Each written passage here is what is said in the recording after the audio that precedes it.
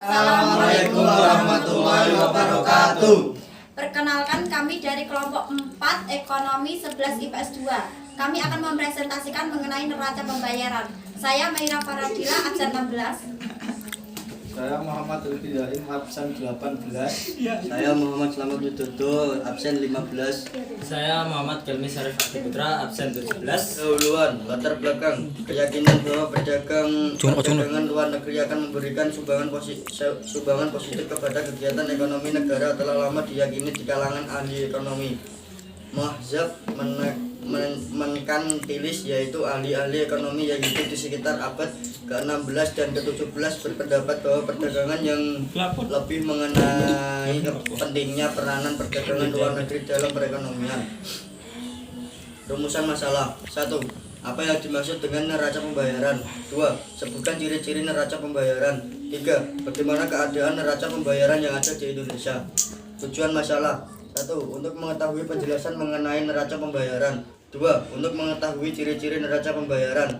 3. Untuk mengetahui keadaan neraca pembayaran yang ada di Indonesia.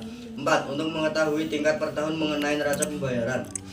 Definisi neraca pembayaran. Neraca pembayaran adalah suatu pembukuan yang menunjukkan aliran pembayaran yang dilakukan dari negara-negara lain ke dalam negeri dan dari dalam negeri ke negara-negara lain. Pembayaran yang dilakukan tersebut meliputi: 1. Penerimaan dari ekspor dan pembayaran untuk impor barang dan jasa.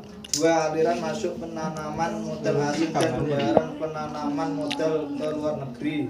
Dan 3. Aliran keluar dan aliran masuk modal jangka pendek seperti mendepositkan uang di luar negeri. Ciri-ciri neraca pembayaran. Sebagai suatu neraca pembukuan, neraca pembayaran dapat dibedakan kepada dua bagian, pasif dan aktif. Dalam bagian pasif dicatat transaksi-transaksi yang menyebabkan negara itu melakukan pembayaran ke negara-negara lain. Dan dalam bagian aktif dicatatkan transaksi-transaksi yang menyebabkan negara itu menerima pembayaran dari negara lain. Selanjutnya, suatu neraca pembayaran dibedakan pula menjadi dua jenis pembukuan, yaitu transaksi berjalan atau current account dan lalu lintas modal atau capital account. Neraca pembayaran Indonesia. Susunan neraca pembayaran ini dapat dibedakan menjadi 3 golongan mutasi keuangan, yaitu transaksi berjalan, transaksi modal, dan selisih perhitungan. A. Transaksi berjalan memberikan gambaran tentang nilai transaksi yang diakibatkan oleh kegiatan perdagangan barang dan jasa. Dengan demikian, data yang ditunjukkan menggambar nilai barang seperti karet, minyak, hasil industri manufaktur, dan jasa seperti pelancongan yang diperdagangkan. B. Transaksi modal.